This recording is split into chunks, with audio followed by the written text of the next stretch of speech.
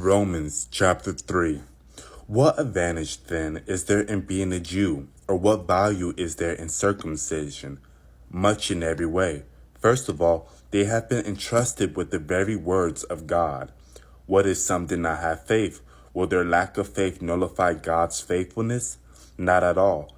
Let God be true, and every man a liar, as it is written, so that you may be proved right when you speak, and prevail when you judge. But if our unrighteousness brings out God's righteousness more clearly, what shall we say? That God is unjust in bringing his wrath on us? I'm using a human argument. Certainly not. If that were so, how could God judge the world? Someone might argue, if my falsehood enhances God's truthfulness and so increases his glory, why am I still condemned as a sinner? Why not say, as we are being slanderously reported as saying, and as some claim that we say, let us do evil that good may result. Their condemnation is deserved. What shall we conclude then? Are we any better? Not at all. We have already made the charge that Jews and Gentiles alike are all under sin. As it is written, there is no one righteous, not even one. There is no one who understands, no one who seeks God. All have turned away. They have together become worthless. There is no one who does good, not even one. Their throats are open graves. Their tongues practice deceit. The poison of vipers is on their lips. Their mouths are full of cursing and bitterness. Their feet are swift to shed blood.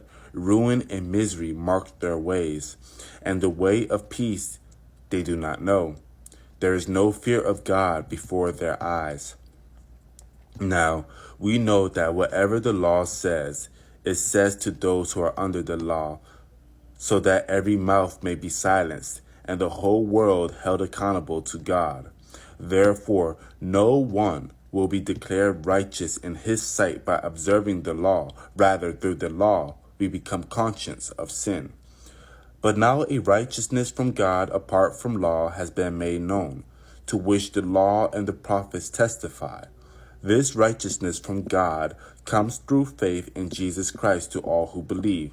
There is no difference, for all have sinned and fall short of the glory of God, and are justified freely by his grace through the redemption that came by Christ Jesus.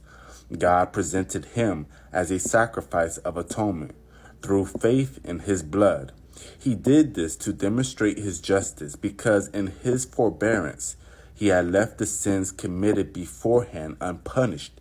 He did it to demonstrate his justice at the present time, so as to be just and the one who justifies those who have faith in Jesus. Where then is boasting? It is excluded. On what principle? On that of observing the law? No, but on that of faith. For we maintain that a man is justified by faith apart from observing the law. Is God the God of Jews only? Is he not the God of Gentiles too? Since there is only one God, who will justify the circumcised by faith and the uncircumcised through that same faith? Do we then nullify the law by this faith? Not at all. Rather, we uphold the law. God bless.